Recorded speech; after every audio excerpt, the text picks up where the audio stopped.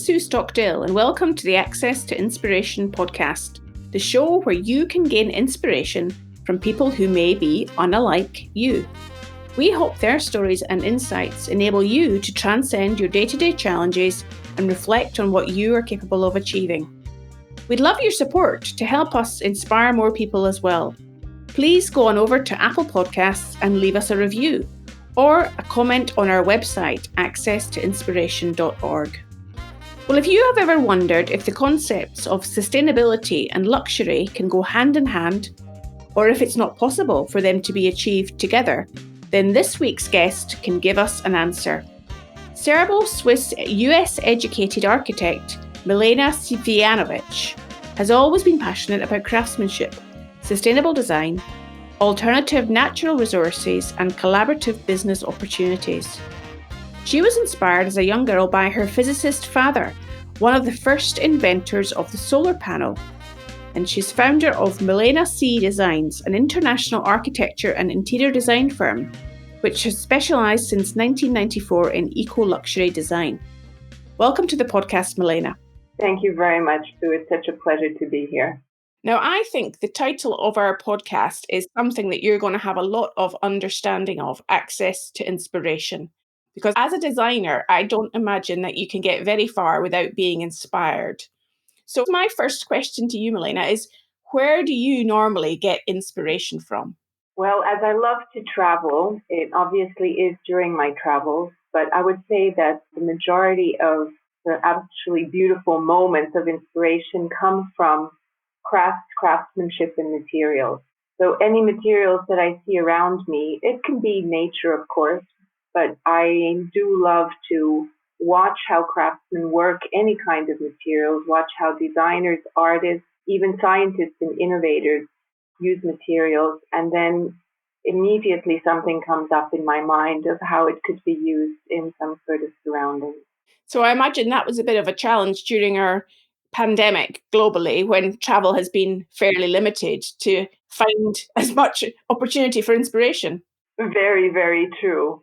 Thankfully, Zoom does allow a lot of video inspiration, but we did have some quite serious challenges when we had to choose materials for our project. So we had to wait quite a long time, in some cases several months, to get materials to be able to validate them. Yeah, it's quite a tactile thing, isn't it? You've got to have a touch and feel of it, I'm sure. Where did your love of architecture and design come from, Milena? Tell us a bit about your growing up and where that interest came from. Well, I was born in Switzerland, but I was raised in the United States. My father and mother were both very hands-on. My father was a nuclear physicist, but in his free time, he was a carpenter. And I grew up, of course, with him designing and building furniture. We even built a little cabin for myself and my two sisters from the ground up with him. And three of my uncles were architects from both sides of the family. So I was really immersed in architecture and design from a very, very young age. And I knew right away that that's what I wanted to do. In terms of pursuing your interest, and I know that today your focus is primarily on sustainable luxury, how did that particular area of interest develop during your career? Well, that also, I think it came in part from my childhood on two levels.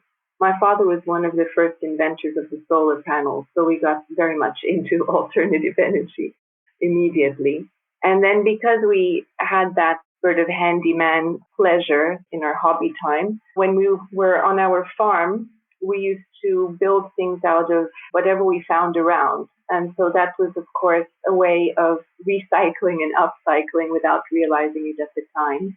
And then after I finished college, I went to Carnegie Mellon University, which was a university that was one of the very first ones to do what was called green design at the time, and that was in the 80s. And then I moved to Switzerland and did my architecture there in a country in which green design was already part of the government requirements. So I was constantly surrounded on that side.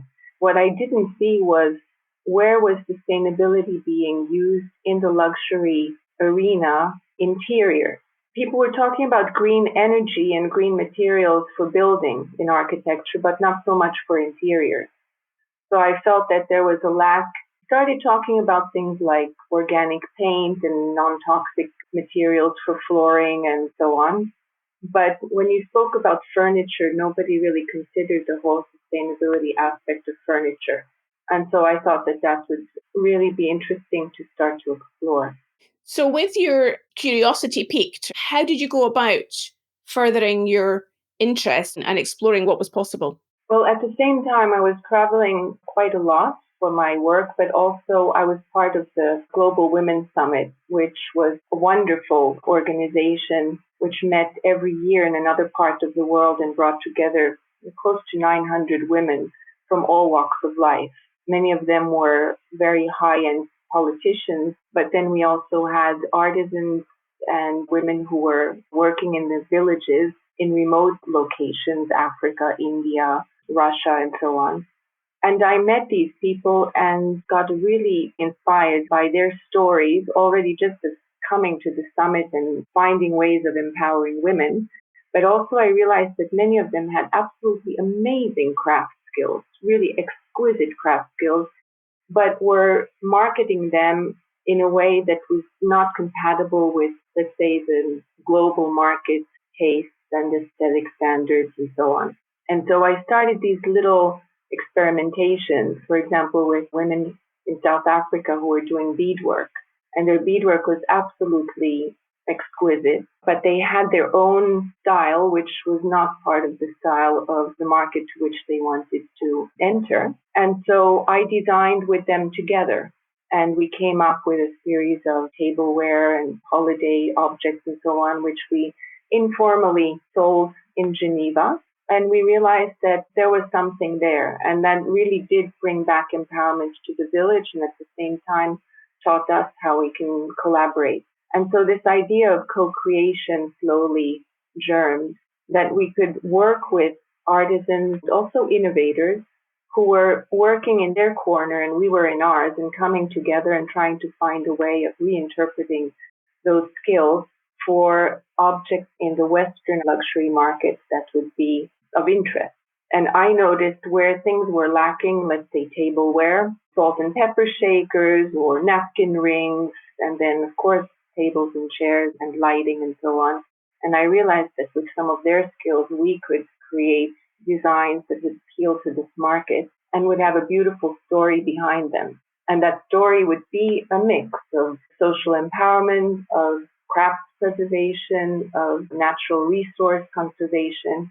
And we realized that there was enough there for a lifetime of enjoyable work.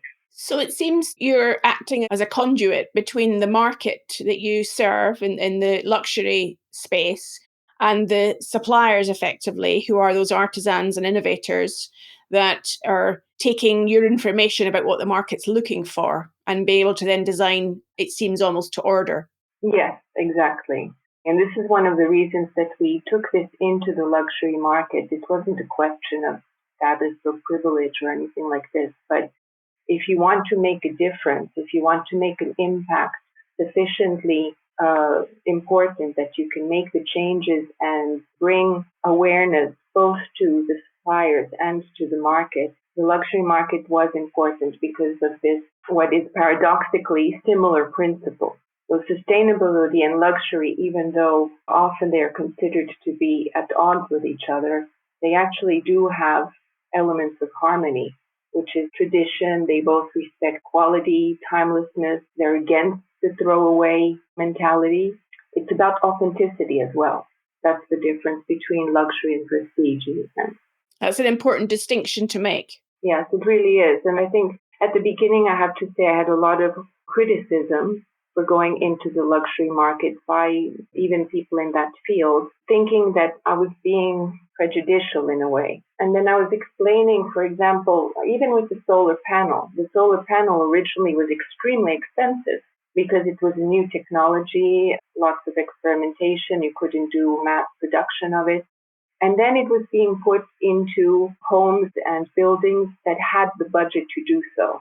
And thankfully, as a result of that, the whole production system was able to start to work to scale and bring the price down so that now today everyone can put a solar panel on their home. I'm wondering sometimes with the luxury market, is there a reluctance amongst those clients to see some of the items that they have and they're able to tell a story about becoming a bit more widely available to a bigger marketplace? Well, sustainable luxury is a mindset. I think it's the concept that becomes a lifestyle in which the hasty pursuit of change that's prevalent in our society is reinterpreted through an exercise of reusing, reintegrating, and reviving materials and even craft methods. So I don't think that there is that fear there. What we did realize at the beginning, and it's really changing quite quickly, is that the luxury market originally has often the sensation that sustainability is a compromise. It's a compromise in comfort or in function or in aesthetics or in status.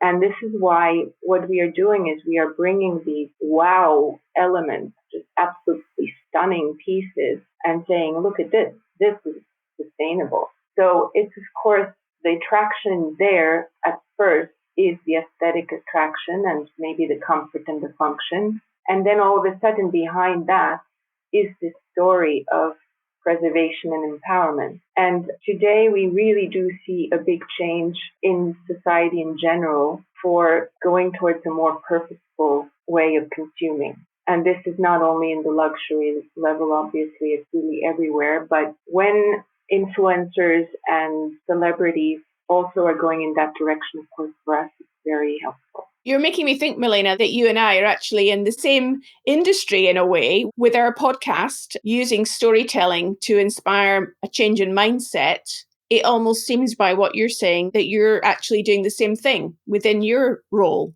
Oh, absolutely. And in today's world, we're looking for authentic stories that connect us to this planet. And I think even with this COVID, everyone is feeling that the connection to human beings is really quite precious.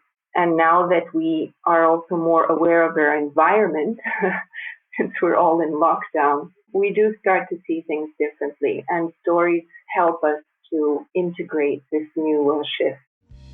If you're enjoying this episode, make sure you listen to the other guests who have explored sustainability in this podcast series. We had dairy farmer Jonathan Cook, who uses regenerative farming techniques to increase biodiversity, and Navi Raju, who explained how the concept of frugal innovation can help society to minimise the resources used for innovation and the development of new products. So tell us more about how you take that inspiration that you see around you from the materials and the designs that you are observing through your travels. How do you translate that into designing a concept for a client? Well, we start off in different ways. Sometimes it's a question of a theme that's related to, let's say, our client is doing a waterfront residence. Then we will consider, for example, working with ocean waste plastic, working with responsibly sourced shells, working with coconut bark, working with algae resins, and so on. And then we go on our sustainability research, discuss with the suppliers that we have in those fields, and look what we can do in terms of feature pieces and materials. So the same thing goes for if a client has a particular desire for an aesthetic look or to even work with philanthropic organizations.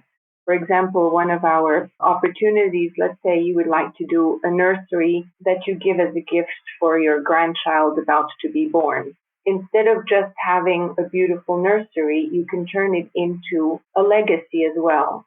So you might have a photograph from David Yarrow of baby lion cubs with their mother, and you know that that print, half of the proceeds are going to lion conservation. And then on the floor, you might have a rug that's very colorful, made from recycled wedding saris by women in India, and you know that by acquiring this rug, you are helping those women have an extra income, and yet the rug is absolutely exquisite. It could be a museum piece, and so on. So we take each surface, each object in the room, and we say, how can we make this special so that when we give this gift to that grandchild, we're also giving back to the planet and its inhabitants.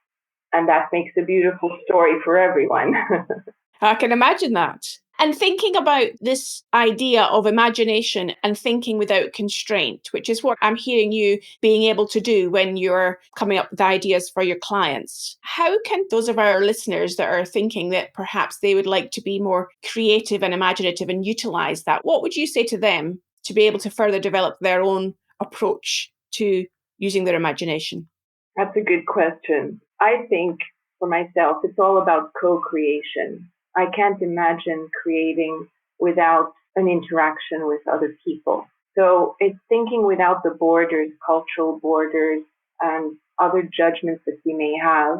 I think an exercise could also be just imagine an object not being that object. So, for example, if you have a coconut shell, imagine that you have that coconut shell as wallpaper or as a little box with your jewelry in it, and just see what could be done with that. And in that sense, intercultural exploration is absolutely amazing. What other people see as a functional element, you might see as a decorative element, or what they might see as a throwaway is for you vintage. It's for you a piece of, I don't know, as we know, the fishing nets are being thrown away now, and yet they are becoming absolutely amazing new textiles that are used by people like Dolce & Gabbana and Yves Saint Laurent. So there's always this exploration of materials. I always begin with materials and say, all right, this material, what if it were used for something else? So maybe the question for people to be considering is, what else, how else could my throwaway item be used? How else could it be used? What it could be used for? So the exploration of some further questions can further that imagination too. Yes, one of the most exciting elements of sustainable luxury is what we call upcycling. Upcycling means taking a product at the end of its life and turning it into something that is worth more than what it was originally. So, for example, plastic bottles that do become suddenly designer tables or lighting. And it therefore requires a degree of imagination to be able to do that. It does. And we are lucky today to have internet where we can go and see what is being done. So I would suggest and highly recommend to people to take a look, even just Googling upcycling of materials, because there are artists, you can even find them now in galleries, artisans who have done absolutely amazing things. There's an English artist, his name is Neil Brody, and he made a beautiful, beautiful dining table, I think also a bench, from ocean waste plastic. It took him months and months and months of experimentation to get it just right. And in the end, he won a design award with it, and it's a piece which we also want to put into a yacht project. Sounds amazing. I'd like you to think about the future. Where do you think the future of design and sustainable luxury is heading? Design and architecture right now are in an amazing position because they're following the trend of artificial intelligence, deep learning, climate control, biomimicry, which are all actually learning from nature and learning from each other and from our experiences.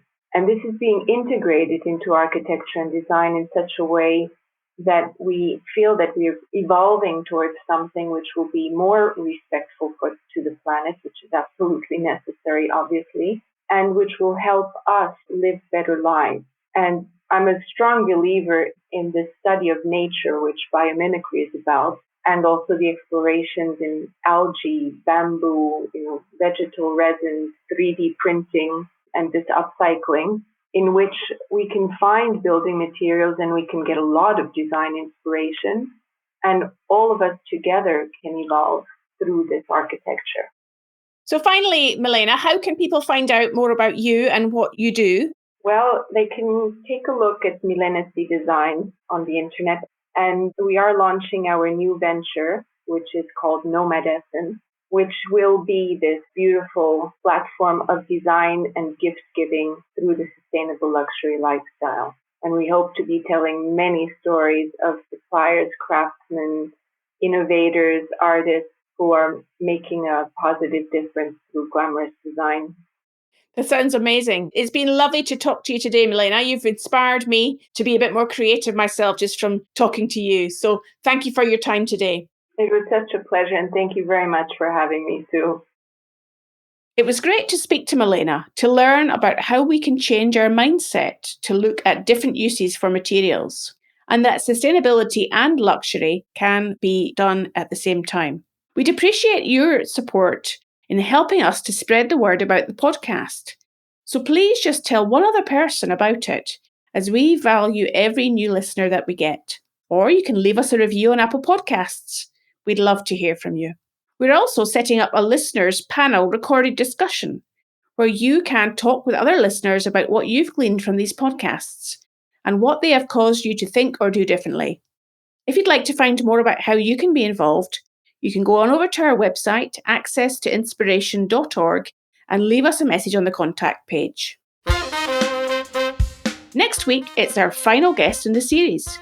It will be Anna Ploen van Eysden, who is founder of Paper on the Rocks, a scale-up organisation that wants to create a forest-friendly paper industry by making sustainable stationery like notebooks.